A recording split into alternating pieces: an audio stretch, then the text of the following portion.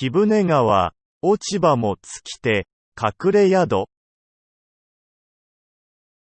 Hidden inn stands alone, which has no even fallen leaves, along mountain river. 叡山電車の終点、鞍馬駅から鞍馬寺を経て、鞍馬山の山裾を沢伝いに歩いて降りていくと、貴船川に出ます。その川向かいに貴船神社があります。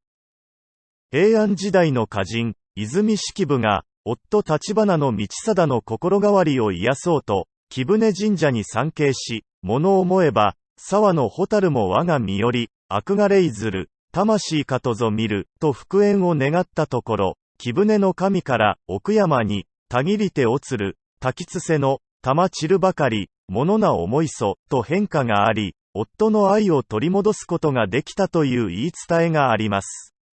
その故事にあやかって、神社の結び文に願い事を書き、祭神に祈願すると、生涯の幸福が得られるそうです。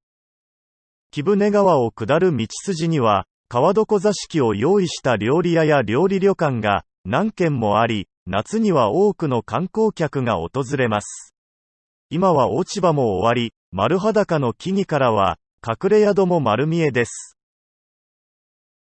From Karama Station, the end point of the Aizan Electric Railway, go through Karama Temple, walk along the foot of Mount Karama, and walk down to the Kabun River. Kabun Shrine is across the river.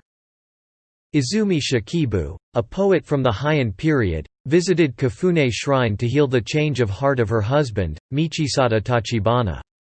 And she dedicated a waka poem to the god of Kabun, hoping for a reconciliation with her husband. Then there was a reply from God saying that the wish would surely be fulfilled, and as God tells her, she was able to regain her husband's love.